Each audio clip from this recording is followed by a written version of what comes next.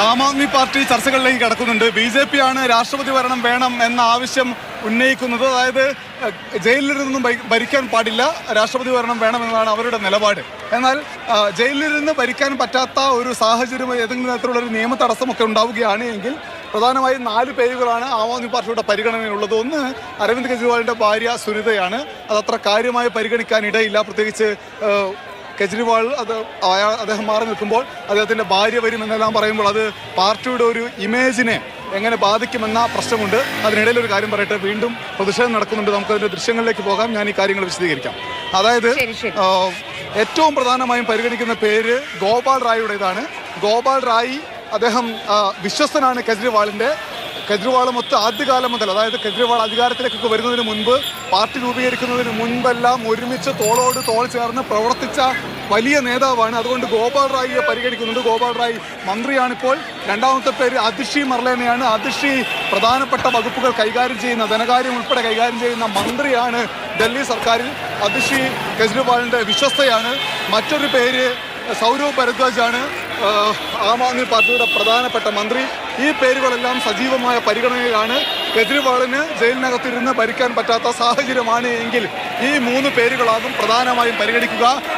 ഞാൻ നേരത്തെ പറഞ്ഞ പോലെ പ്രതിഷേധം തുടരുന്നു. പ്രവർത്തകരെ കസ്റ്റഡിയിലെടുത്ത് കൊണ്ടുപോകുന്നു. हमको जबरदस्ती पकड़ा जा रहा है. हम केजरीवाल जी के सिपाही और केजरीवाल जी के सिपाही रहेंगे.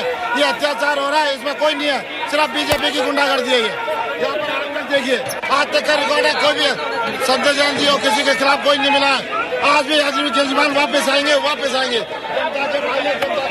കെജ്രിവാളിന് വേണ്ടി പിന്നെയും മുദ്രാവാക്യം വിളിക്കുകയാണ് ആം ആദ്മി പാർട്ടി പ്രവർത്തകർ. ഓരോ ഘട്ടത്തിലും പ്രവർത്തകരെ കസ്റ്റഡിയിലെടുത്ത് കൊണ്ടുപോകുമ്പോൾ, അറസ്റ്റ് ചെയ്ത് കൊണ്ടുപോകുമ്പോൾ കൂടുതൽ ആം ആദ്മി പാർട്ടി പ്രവർത്തകർ പ്രതിഷേധം തെരുവിലേക്ക് ഇറങ്ങുന്ന ഇപ്പോൾ കാണാൻ പറ്റിക്കൊണ്ടിരിക്കുന്നത്. കഴിഞ്ഞ ഏതാണ്ട് 1.5 മണിക്കൂറിലധികം നേരമായി തെരുവിലേക്ക് ഓരോ ബാച്ചുകളായി ആം ആദ്മി പാർട്ടി പ്രവർത്തകരെത്തുന്നു. അവരെ നഗരമധ്യത്തിൽ വലിയ ഗതാഗത തടസ്സമുണ്ടാക്കുന്നു, റോഡ് ഉപരോധിക്കുന്നു, റോഡിൽ കുത്തിയിരിക്കുന്നു. ഇപ്പോൾ ഇതാ രംഗത്ത് ഇറങ്ങിയിരിക്കുന്നത് റാപ്പിഡ് ആക്ഷൻ ഫോഴ്സ് ആണ്. ഡൽഹി നഗരത്തിൽ കലാപങ്ങൾ നിയന്ത്രിക്കാൻ തെരുവിലിറങ്ങുന്ന rapid action force Aam Aadmi party പ്രവർത്തകരെ നേരിടാൻ ഇതാ ITOയിലേക്ക് ഇറങ്ങിയിരിക്കുകയാണ്. ITO സമ്പൂർണ്ണമായി സമര വേദിയായി മാറിയിരിക്കുന്നു. ITOയിൽ വാഹനങ്ങൾക്ക് കടന്നു പോകാൻ പറ്റാത്ത അവസ്ഥയുണ്ടായിരിക്കുന്നു. സമരം മാത്രമാണ് ITOയിൽ ഇപ്പോൾ കാണാൻ കഴിയുന്നത്. സമരക്കാരും റാപ്പിഡ് ആക്ഷൻ ഫോഴ്സും ഡൽഹി പോലീസും മാത്രമുള്ള ഇടമായി ITO മാറുന്നു. ITOയിൽ തുടർ സമരങ്ങൾ. ITOയിൽ ഗതാഗതം സമ്പൂർണ്ണമായി സ്തംഭിക്കുന്ന അവസ്ഥ. ITOയിൽ ആം ആദ്മി പാർട്ടി പ്രതിഷേധത്തിന്റെ ഭൂമിയാക്കി മാറ്റിക്കൊണ്ടിരിക്കുകയാണ്. ഏതാണ്ട് 300-ലധികം ആം ആദ്മി പാർട്ടി പ്രവർത്തകർ ഇപ്പോൾ അറസ്റ്റിലായിട്ടുണ്ട്. അതിൽ പ്രധാനപ്പെട്ട നേതാക്കളുണ്ട്. അതിഷിയുണ്ട്, സൗരവ് ഭരദ്വാജ് ഉണ്ട്. മാത്രമല്ല പ്രാദേശികമായിട്ടുള്ള പ്രധാനപ്പെട്ട നേതാക്കളെല്ലാം ഉണ്ട്. ഇന്ന് മുഴുവൻ സമയവും ഇങ്ങനെ തെരുവിൽ സമരം നടത്താനാണ് ആം ആദ്മി പാർട്ടി തീരുമാനിച്ചിരിക്കുന്നത്. ഓരോ തവണയും ബസ്സുകൾ പ്രവർത്തകരെ നിറച്ച് കൊണ്ടുപോകുമ്പോൾ വീണ്ടും ബസ്സുകൾ കൊണ്ടുവന്ന് പ്രവർത്തകരെ കൊണ്ടുപോകേണ്ട അവസ്ഥയാണ് പോലീസിനുള്ളത്.